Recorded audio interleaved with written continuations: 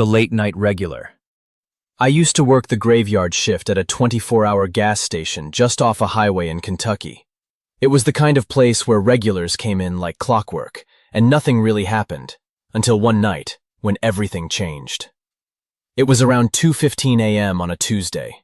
I remember the time because I had just taken out the trash and checked the security monitor. We had a regular, a guy named Mark, who always came in around this time to grab an energy drink and cigarettes.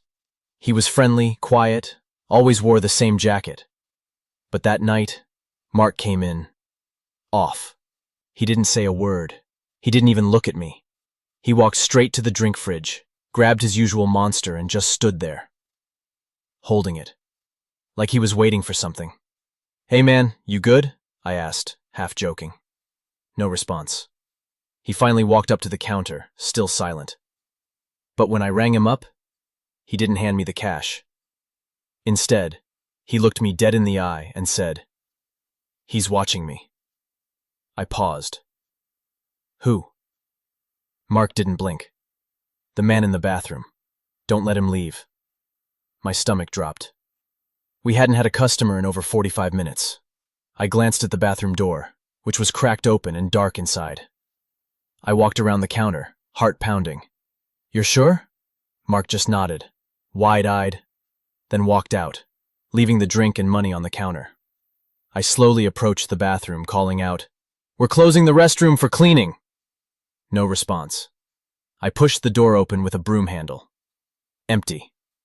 But the mirror. It had writing on it, smudged like it had been drawn with a greasy finger. "He knows you saw." That night, I didn't see Mark again. In fact, he stopped showing up entirely. I asked around. No one had heard from him. One of the morning shift guys swore he saw a figure standing by the dumpster the next few nights. Same jacket, same height. But every time he got closer, it disappeared. A week later, a state trooper came in asking for camera footage from that night. Someone had found a car, same make and model as Mark's, abandoned 30 miles down the highway, doors open, engine off, no trace of him. To this day, I wonder if he really saw someone in the bathroom, or something else entirely. Trapped behind the glass. Back in 2016, I worked at a remote gas station in Arizona. We were surrounded by desert in every direction, and the nearest town was 30 minutes away. My only company on night shifts was a security window between me and the world. One night, around 3 a.m., a car pulled up.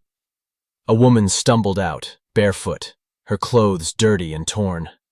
She rushed to the window and started banging on it, looking absolutely terrified. "Please," she said, "I need to hide. He's coming." I grabbed the phone to call the police, but she stopped me. "No time. Just let me in, please. He'll see me." I asked her what was going on, but she just kept glancing behind her toward the desert. I was about to buzz the door open when headlights appeared in the distance. Just one car, no sound, just crawling up the dirt road. A black SUV. Her face went pale. She ducked under the window. "Don't let him know I'm here." The SUV pulled in slowly.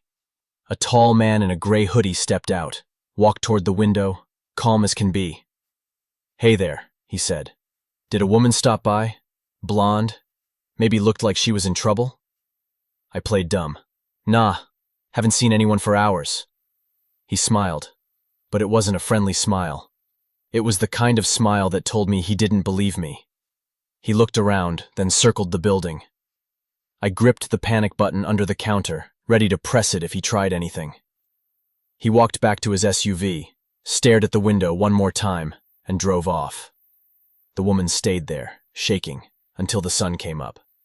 When the cops arrived, she told them she had escaped from a cabin out in the desert, where he'd kept her for days. No ID, no phone, no idea how she'd gotten free. Just adrenaline. They never found the guy. The SUV disappeared. She left with her family the next morning.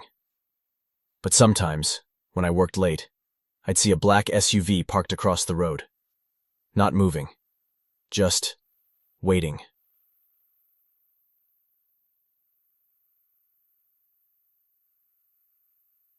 The man in the freezer aisle. This one still haunts me, and I don't care if anyone believes me. It happened in 2019. I was managing a gas station in West Virginia, near the edge of the Appalachian Mountains. The graveyard shift again. You'd think nothing ever happens in these tiny stations, but you'd be wrong. It was a dead shift. No customers. I was refilling the coffee station when I heard the freezer door open.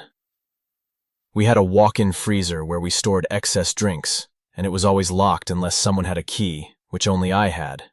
I walked over to check it out. The door was ajar, the light on. I called out, thinking maybe I left it open and a customer snuck in. No answer. As I stepped in, I felt it. That gut-deep feeling that you're not alone. The air inside was colder than usual, way colder. Then I heard whispering, low, rasping voices. I turned, shining my phone's flashlight around. The shelves were full, untouched. But in the corner, I swear I saw someone crouching.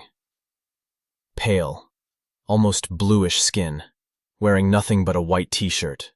No shoes, eyes too wide. I shouted, "Get out of here!" But the thing didn't move. It just grinned. I ran back out, slammed the freezer shut, and locked it. Called the cops. They searched every inch of that place. Nothing. The freezer was empty. No footprints, no camera footage. Nothing.